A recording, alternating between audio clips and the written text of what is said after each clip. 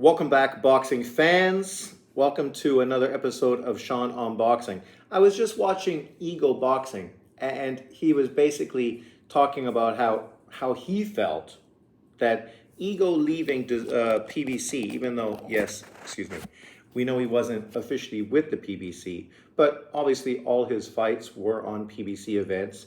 Obviously, he was part of Showtime, and because of the close relationship between Showtime and the PBC, they were kind of intermingled together. Showtime being an outside promoter, basically, for the PBC, like many other promoters as well. And he was talking about how him walking away from the PBC and going towards Matchroom, he felt was limiting the potential opportunities available to him at 147 pounds. And he went through a whole list, tried to compare him to Demetrius Andrade as an example. You could also compare him to Devin Haney, right? You know, there's positive examples and then there's negative examples. And a lot of the negative examples you got to keep in perspective. Angry neighbor. Were before he actually signed with, or not signed with, but started working directly with Turki Ali Sheikh and Saudi Arabia, which obviously has brought a lot more positivity and a lot more money to the boxing, universe over the last few months, and hopefully, into the future. And that's why a lot of us are very optimistic, right? When you see big money players get involved in football, boxing, you get excited about the possibility. It's no different than when PBC signed that huge deal with the investment company that gave them so much money, or when Matchroom signed with DAZN, or when PBC signed to be on Fox, or as people are excited now, the PBC signing with Amazon, right? All of these kind of deals make you excited because we see an influx of finances into boxing, which we hope can be put into making fights and paying the fighters. And this is kind of what he's doing now, is the same thing we've seen on YouTube from many YouTube American channels consistently, who did the same thing, shitting on and criticizing Bud Crawford for years. When Bud Crawford decided to re-sign with Top Rank, there was a vendetta against him because he didn't go and sign with Al Haymon in the PBC. And you could see a lot of these people were PBC fanatics because they're not happy that a boxer is making his own choice being an individual. Like when a fighter crosses from another promoter and goes to the PBC, they cheer and they revel in it. But when a fighter leaves the PBC or doesn't sign with the PBC, somehow it's hurting their pride. But this is boxing. As a boxer, you're going to go where the best deal is available to you. And that's what you got to give boxers the leverage to do.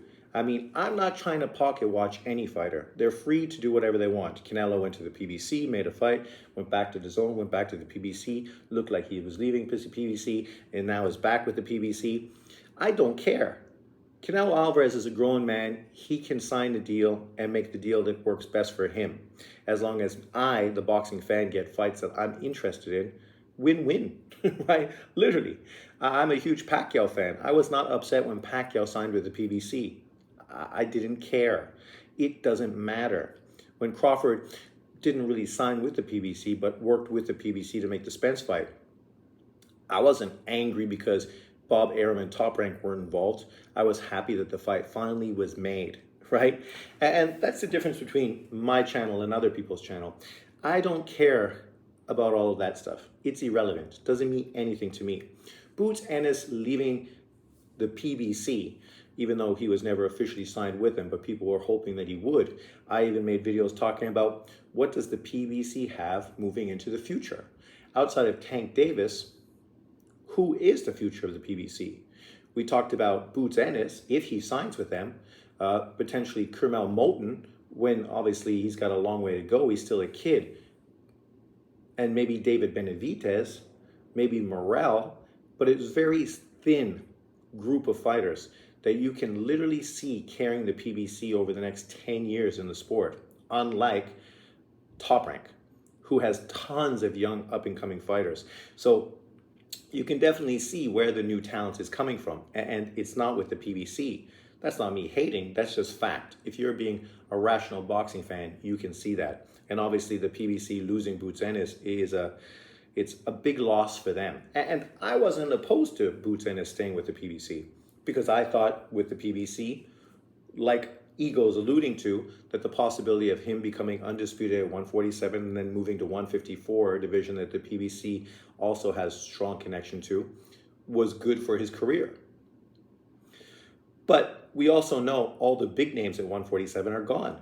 All the fighters he would have fought potentially at 147 were guys like Mario Barros, Stanionis, Crowley,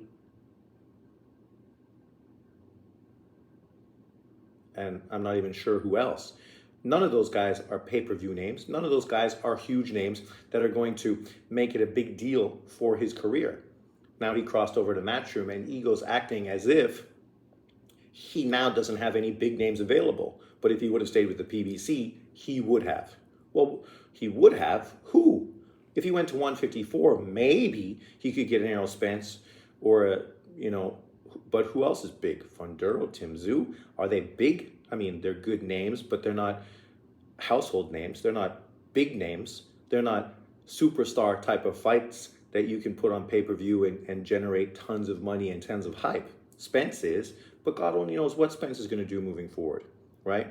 And the irony is, when he starts criticizing Matchroom DAZN, saying that they don't have the big name opponents for Boots and that they're probably going to pay him good money but put him in with mediocre opposition.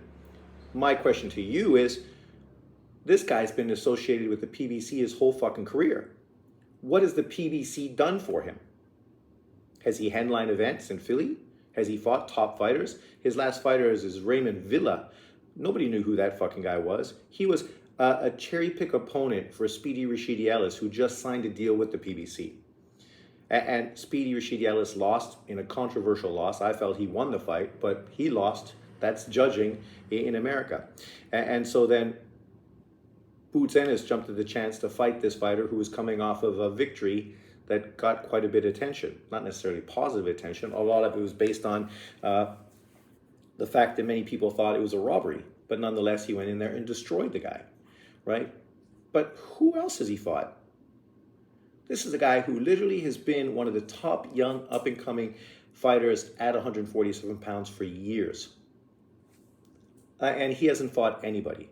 Like when you compare what Virgil Ortiz had done, a Golden Boy fighter who didn't have as many options at 147 as the PBC Showtime fighter, Boots Ennis. Yet Virgil Ortiz's resume at 147 was way better. He was fighting way higher level opposition and making far bigger noise and was scheduled to fight for a WBA regular title against Stanionis, right? Where are these big fights the PBC was giving Boots Ennis? There was none. Literally, there was none. This guy has been one of the top young fighters in boxing for years. Had 20-something fights, and people were wondering, when are you going to step up and face top-level competition? The PBC moved him up another level, but that level was against guys like Delorme and that South African fighter and guys that weren't great. They were mid-range type of fighters that top guys moving up fought 5 years earlier. And now he was fighting them 5 years later, after these guys had already been beaten by everybody. These weren't going to make him a star. These kind of fighters weren't going to make him a household name. So you say, well, if he stayed with the PBC, these are the options he had. Well, what do you mean? He'd been with the PBC when the PBC dominated 147 and 154, had almost every single title, 7 out of 8 of the titles they owned. Yet they didn't give him any fights. Where's his Danny Garcia fight? Where's his Ugis fight? Where's his Keith Thurman fight? Even those mid to high level fights that would have helped build his name. He didn't get any of those fights. None, right? So trying to criticize him for going to sign with Matchroom because they don't have big name opponents for him is kind of ridiculous when we've seen what the PBC has done for him. He hasn't fought since last July. He's been inactive for a whole fucking year. And his whole career has been stagnant. Yet everybody knows he's one of the most exciting fighters in boxing. Now, of course, people are using him to crap on Crawford. And that's the only reason his name is relevant, because people use him to shit on Crawford because they were Spence fanboys, right? When Spence was a 3-belt world champion, these guys still were saying that Crawford needed to fight Spence, even though Crawford had 1 title and Spence had 3. These guys were saying Crawford ducked him, even though he's the guy that walked away from the WBO mandatory position and a fight with Crawford to go chase an IBF fight with Errol Spence. But yet Crawford was the one ducking? Who's he ducking? And now that Crawford is looking for bigger money fights, he's ducking Boots Ennis, who at this point still hasn't fought a top-level fighter. He hasn't fought a top 10 fighter. And I'm not saying that to hate him. I'm saying that because it's true. I like him. And I'm happy he went to Matchroom DAZN, because me living in Taiwan, in Asia, means now I can watch him fight. And you know Matchroom and Eddie Hearn are going to give him probably 3 fights a year. And that's great for his career. And sure, a few of those fights might be mid-tier type of fights, but that's all the fights he's been getting his whole career anyway. So what's different? If you're going to make more money to get the same level of fights, but be more active in the process and build your name up even more, where you can start really pressuring bigger name fighters to get the fights, that's better than where you already were. It's one step forward. And what Ego failed to discuss, realistically, is the fact that with this Saudi Arabian money, with this money from Turki Al-Sheikh, a potential Bud Crawford, Boots Ennis fight funded by the Saudis is a real possibility, especially now that he's part of Matchroom. Crawford is interested in big money fights, opportunities to get paid before his career is over. He's 36 going on 37 years old. He's not going to be around forever, right? So now he's thinking of which fight is going to pay me more. Now there's talk about him fighting Madrimov.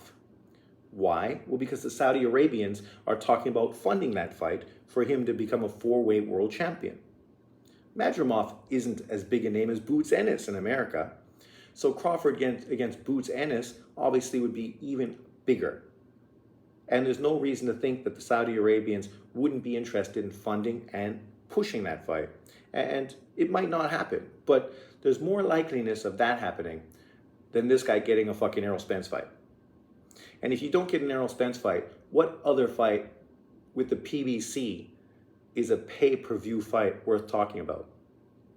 And then with Devin Haney being as dominant as he is at 140 now, the possibility of him moving up and challenging Boots Ennis becomes a real possibility as well. Devin Haney is a way bigger opponent, especially if he destroys Ryan Garcia in their pay-per-view that's up and coming, than any PBC fighter currently available to Boots, outside, of course, of Spence. But then at this point, if you beat Spence, what does that really earn you? People say you beat someone who shot, finished, just got destroyed by Bud Crawford. Congratulations. That was easy work. We're not shocked or surprised, right? Whereas Devin Haney would be challenging himself to become a 3-weight world champion, potentially coming off of a Teofimo Lopez unification victory, 2 pay-per-views in a row, or 3, because obviously Lomachenko Pro Grace was pay-per-view. I can't remember. And then Ryan Garcia, and then now potentially Teofimo Lopez later on this summer. I mean, a Boots Devin Haney fight would be gigantic. It would literally at that point be one of the biggest fights in boxing. Leonard Hearns-esque, right? And I'm not saying that's going to happen right away either, but these are some of the possibilities that are available there to him, right? And if the unthinkable happens and Ryan Garcia beats Devin Haney, Ryan Garcia is also a DAZN fighter, so that fight becomes available to Boots Ennis as well. I just think it's typical of Ego to fanboy for the PBC and literally criticize every other promotional company. Because if you watch his channels over the years, you've seen that that's exactly what he does consistently, right? And at this point, bad news. John Ennis calls out Errol Spence and Terence Crawford. Why is that bad news? He's been calling those guys out for a long time now. And we understand why those guys are looking past him. But he shouldn't be looking past them. You should be calling out the biggest name fighters in the sport, especially when they're in and around your weight division. Doesn't mean those are the fights you're going to get, right? Terence Crawford didn't get a Manny Pacquiao fight.